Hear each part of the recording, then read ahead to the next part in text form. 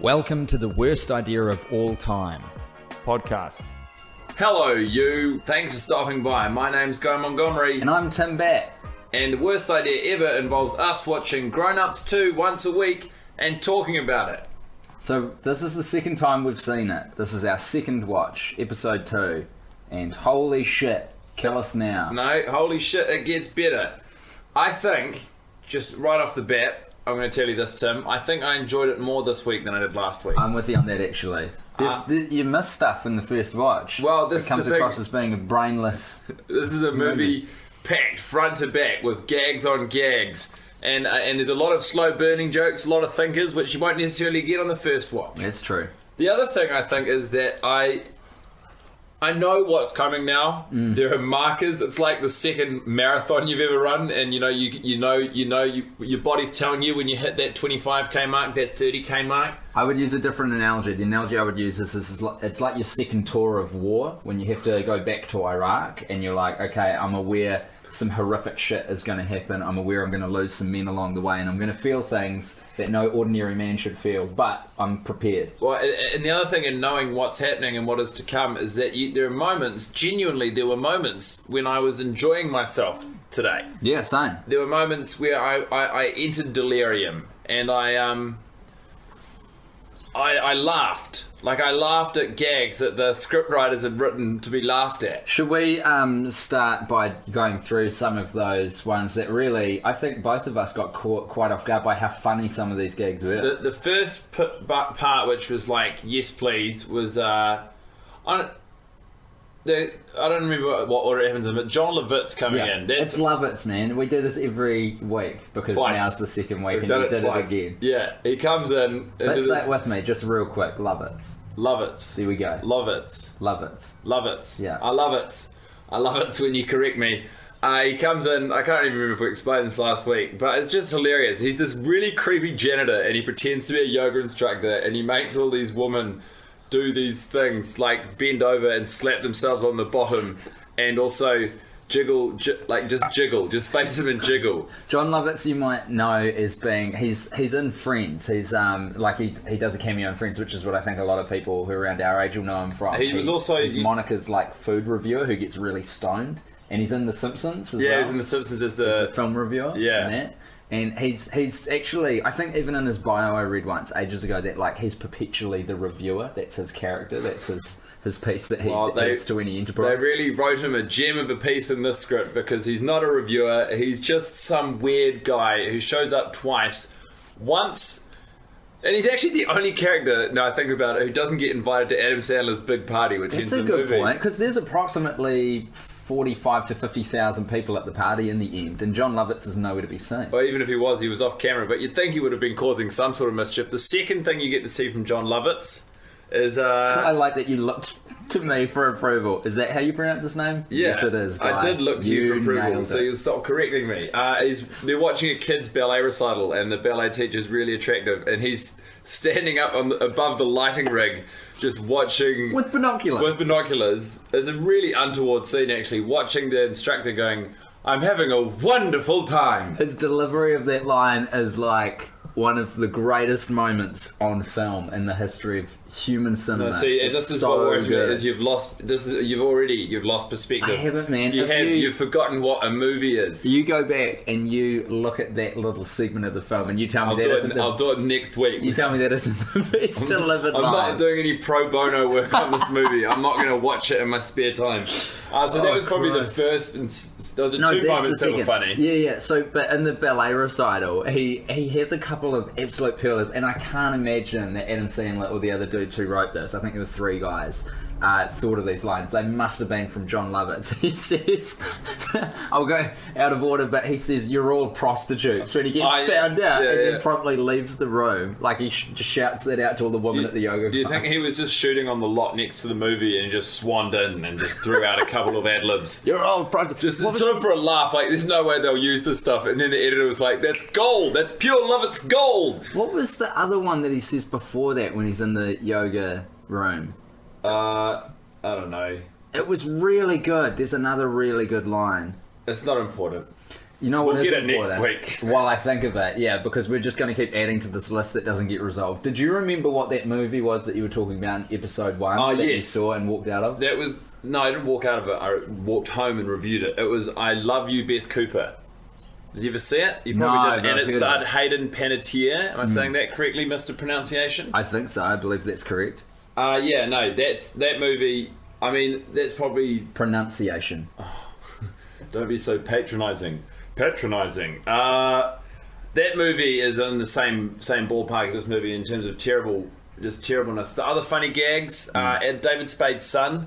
Yeah. When he first meets David Spade, he's got a crudely drawn stick figure with the word him and an arrow pointing at it, and he holds it up next to David Spade as if he's checking, Yeah, because- cross-referencing the picture. So this is David Spade's kid who has never met his father, and obviously you would carry a photo or a likeness around so you can ID who your dad is, and as the guy mentioned, he's got a crudely drawn stick That's right. figure wearing a hat. And that's actually, I mean, you could probably put that gag into sort of any primetime sitcom, and it would hold, I think. Yeah, Maybe. Well, sort I've got of- the feeling that's not the first time they've used that gag. To be No. honest with you, Monty, Yeah. I reckon that David Spade's probably shoehorned that into a few episodes of the shows he's done. Along the way. Just Shoot Me. Yeah. And then the House of what was the one he did? He was in it after John Ritter died. Oh, 8 Simple Rules. 8 Simple Rules for for dating my teenage daughter. Yeah. Spade, eh? the other funny moments, just while I can remember them. The bus driver guy, I can't remember who he is. Nick, He's sort of a the character. character's name is Nick. I'm starting to get the character Okay. names now. His name is Nick. I don't know the context. That'll be when we know we're too far gone, when we start referring to the characters as their actual names rather than the actors.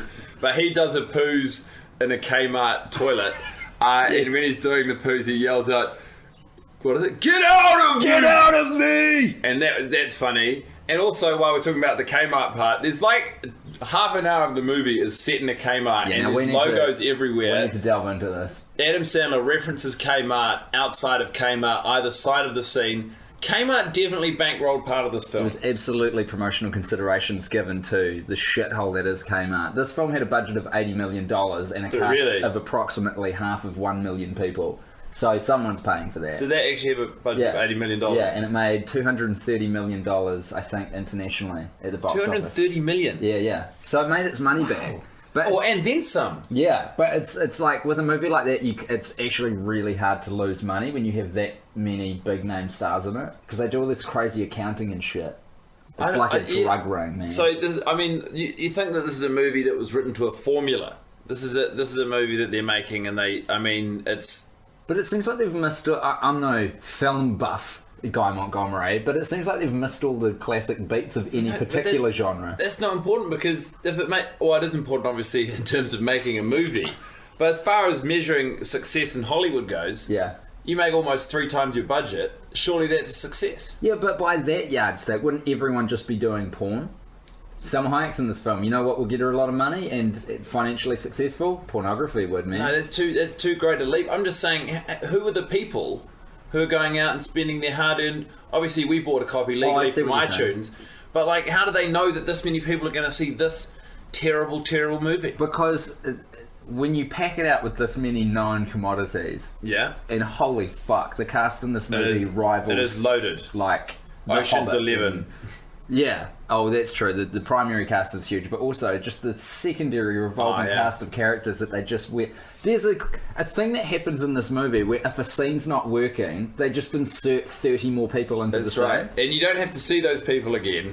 It's just for that specific scene. It's fucking nuts. But anyway, you had an original question. I can't remember what it was. No, About it's- financial success in Hollywood. The point being, if you have so many people like David Spade and Chris Rock and Kevin James, you kind of can't lose. It's really hard to lose money.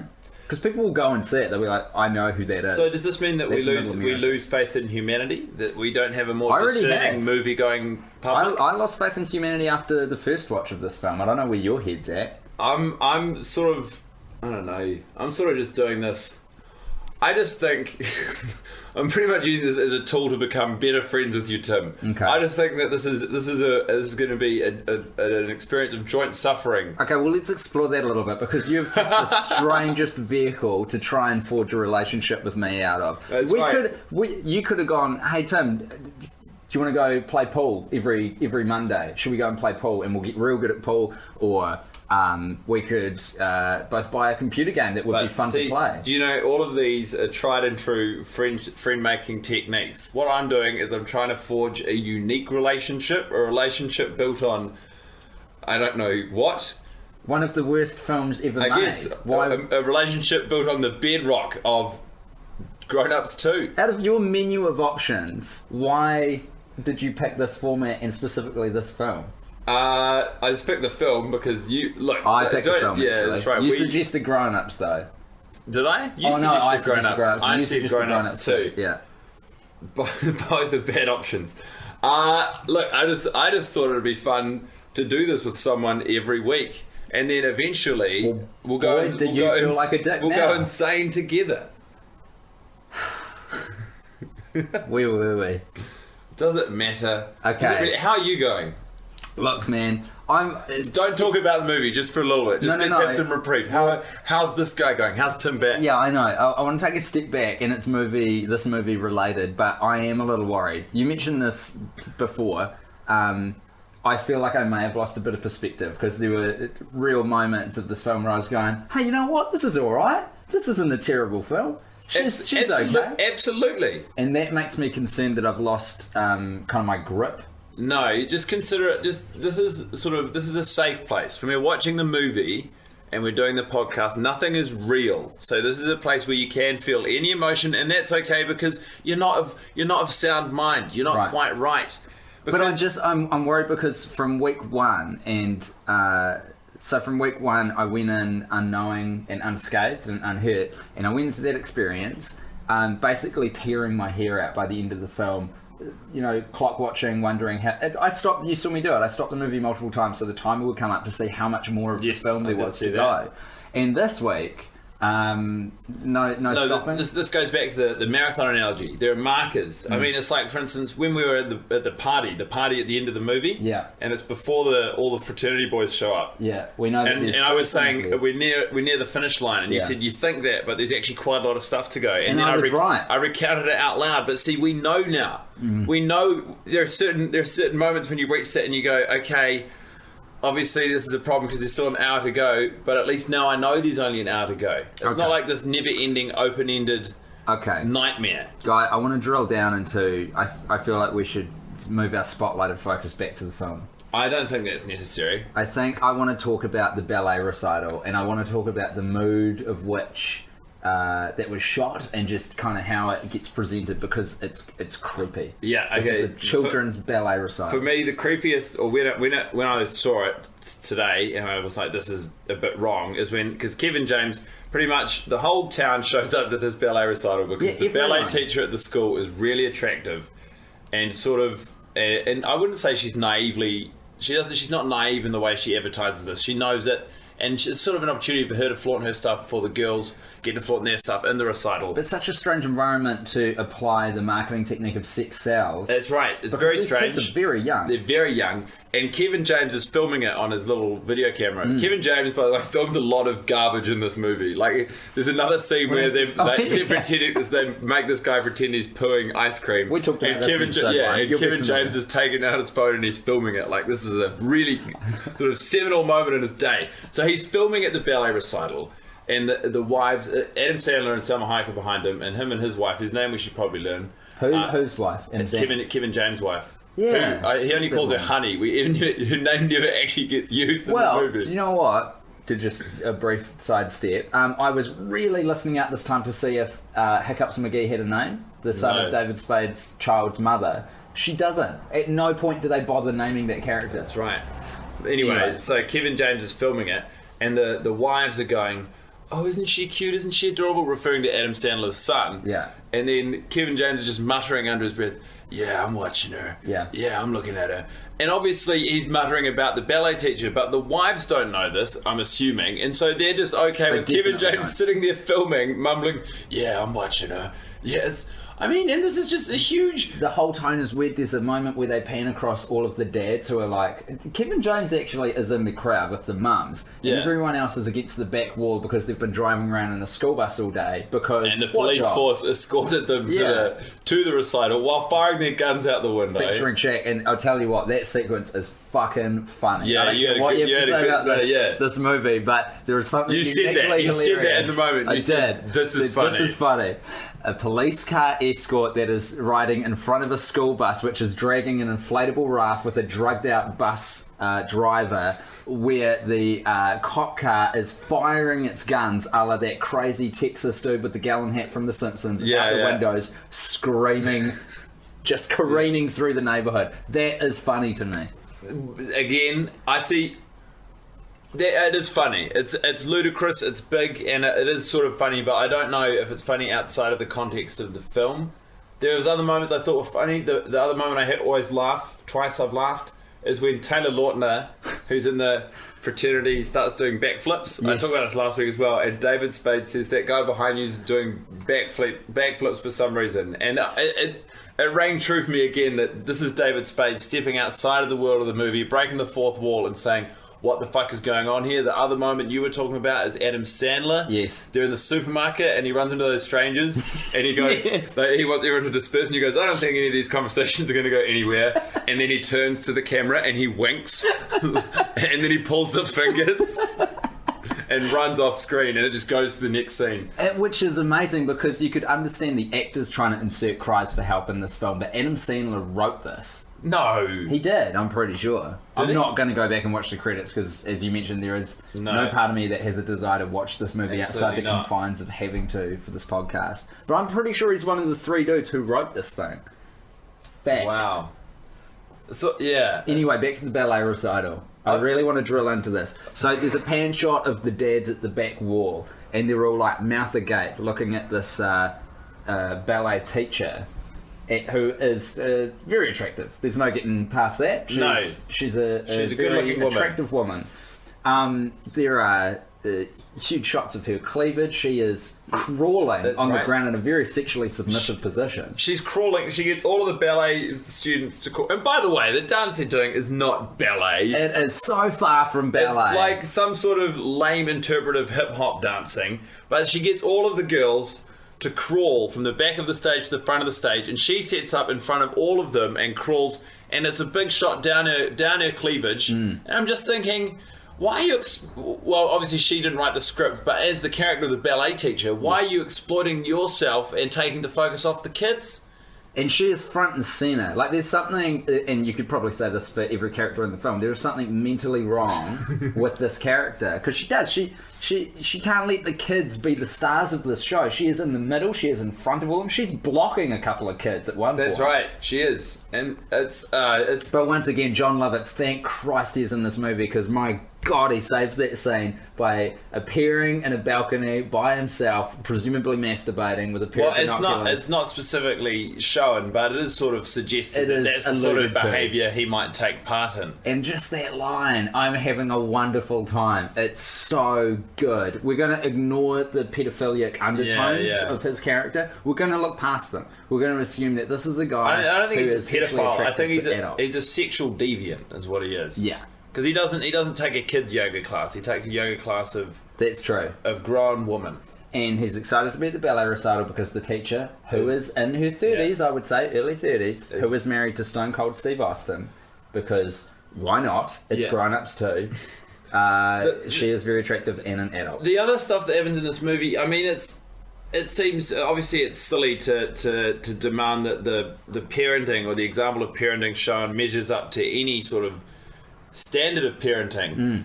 But none of the dads have any idea about what their kids do. Chris Rock's completely taken aback that his daughter can sing. And she's about 14. Adam Sandler finds out his kid's really good at kicking footballs. And before he breaks his leg, and when he breaks his son's leg, the first thing he says is, "Oh my God, I'm so sorry," is, "Don't tell your mother!" And he does the classic Adam Sandler yell. Adam Sandler, his daughter says, "You were just yelling at me," and then Adam Sandler, on the way to buying ice cream, Adam Sandler, in front of all of his friends and family, yells at his daughter, "I don't yell at you!" It's freaky, man. No one should have to go through that. No one should have a father like that. It's awful. And Kevin James isn't aware that his son is a piano virtuoso. Everyone's caught off guard That's right. by skills that their children have. And some of the children are quite old. And the way that the filmmakers frame it is that it's meant to be heartwarming when they discover this stuff. Like, the music always changes and you get these sort of slow shots of the faces as they realise that their children have talent. Like, that's not right. It should just be like, they should know. They should know. They're so far up their own asses, pissing away every fucking workday at Kmart. They don't have any time to see what the actual kids are doing. Kevin James's response to finding out that his child is a borderline musical genius at age 8 on the piano is to, in quick succession, burp, fart, and sneeze. Yeah. And then claims also to be a genius. We need to talk about the burp, fart, sneeze. It's got a name. I don't remember it. Burp snarting, I think they call it. A burp snart. Burp snart. Anyway, so Kevin James' character, probably the only reason that these guys were friends with him in intermediate school is because he can do this thing where he sneezes, burps, and farts at the same time. And I'm assuming these guys have been friends for what? 30 to 40 years. It feels like and it's still, like, they are still, every time he does it, which is several times a day, they are impressed, as if it's the first time they've ever seen it, and they have the intellectual capacity of a 12-year-old boy. At one point, they used the burp, sneeze, fart to unify like 5 different dinner, there's all the dinner scenes, and they're all explaining it to their families. Like, no one else in the family knows what it is. This is like one of the only things that they talk about in the town. It's a strange thread where there is a scene where, similar to the start of the film, where it has a little vignette of how everyone's morning starts in the family. They're going through dinner time at everyone's respective house, and the kind of the unifying thread that they've decided to tie these storylines together is every dad explaining to their family how fantastic Kevin James is at being able to emit every bodily function, least at one time. Ejaculation at once. And at one point, and then David Spade tries to show his son it, and he kind of does it, and then he says, "I think I shat myself." Adam Sandler does it at the very end of the movie, literally the final words, the final scene of the movie. Adam Sandler, he's about to have a lovely time with Selma Hayek. They're married. They're married. They're about to do what married people do. They've overcome some adversity. He's happy that there's a 4th child on the way.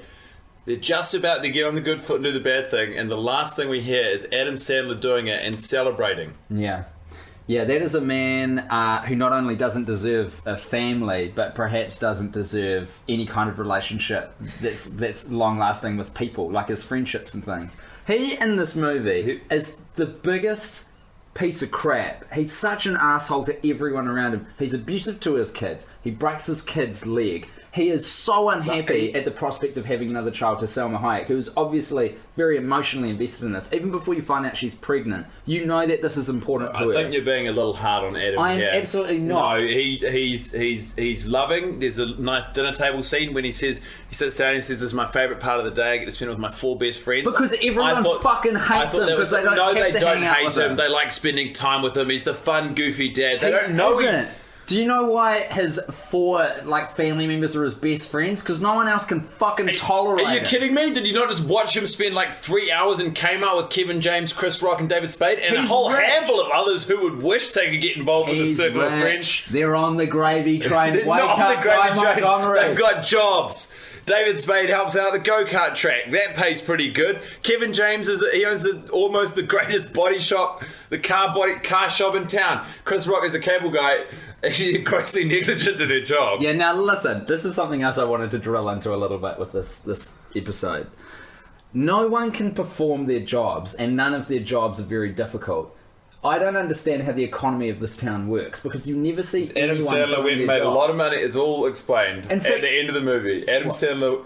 Lenny Fazer went to Hollywood, made a lot more money than any of you knuckleheads will probably make in your life, and he came back to this town. And do you know why? Because it's his home.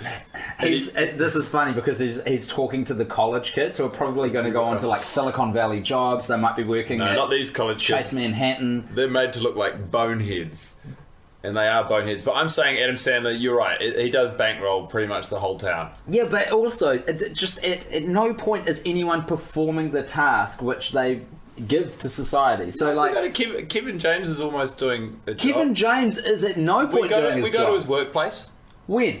We go to the body shop, and then David Spade climbs the tire and spins through the whole city. Yeah, but none of them are performing the job which they're tasked to do. He's the owner. He shows up and he provides encouragement, and then he goes and goofs off with his wacky friends. That's what I mean, though. No, okay, so let's go through the movie briefly. The bus driver is the first person we see with an occupation. He's wasted on He's drugs. drugged out of his fucking mind. It would be a nightmare. But we don't see him delivering the mail. We see him talking about Selma Hayek's bra. Exactly. Who else has an occupation who we see? The yoga teacher shows up and we see the janitor before the yoga teacher. He's not cleaning anything. Not cleaning anything. He's perving on women. The yoga teacher is the one exception to this rule. We don't actually see it, but it's implied. It is implied that he can perform his job. He's the only one I see. We go through everyone else. So then we're in Kmart for approximately half of the movie. No one is doing their job at Kmart, except for that old guy who kicks the bus driver out of the bed and then makes him to stop doing the poos on the toilet. Oh, no, but he says, he gets on a loudspeaker and says, clean up on aisle 6. He's not cleaning. So he's not cleaning, he's passing the buck. Someone else we don't see is doing their job. The guy who actually works at Kmart, just stands who there is going, the foil for Chris Rock. Holy, that's for next episode. We'll get into that catchphrase. My point being, no one is performing their role. No, you're not wrong. It is flawed. How does this economy work? No one's contributing anything. This is why America's going down the toilet, guy, because no one's actually pulling their weight, and they're on the teat. They feel entitled. They're all on Hollywood's teat. You know. Listen, we've reached the maximum length of which we promised to do these for. So. I don't think anyone wants to listen to any more of this. How are you going though? How was your week? Just quickly. Look, man, it was all right up until today. You? It's going great. I love this. I can't wait to come back to your house next week, spend an hour 40 wriggling on a couch next to you, and then complaining into a microphone for 25 minutes after that. This is the worst idea in the world. On that note, it's the worst idea in the world. It's also the worst idea ever. Of all time. If you want to get in touch with us, do so on Twitter. My Twitter handle is Tim_Batt, B-A-T-T. Mine is Guy_Mont. And send help. Hey, listen, pray for us. Send help. Send snacks. Send snacks. Just have a great day. Don't watch the movie. We'll do that for you. Don't watch the movie. Can't stress that enough. Please don't watch the movie. But if you did enjoy it, make sure you subscribe and whatnot. And also, I'm going to be on our friend's podcast, Cheap Tuesday, watching I, Frankenstein, which compared to this is a bloody marvel. Well, I'm going to one-up you. I'm going to be on 7 days this week, so watch that. But now we've both dated this podcast terribly. Oh, wait. Oh, we have. I was going to say, you're also on TV. Oh, yeah. But I don't know if we want to cross those streams, because I feel like the publicity department may have words with you. Look, thanks for listening. Bye, everyone. Go do something better with your time. Lots of love. All the best. The worst idea of all time. Podcast.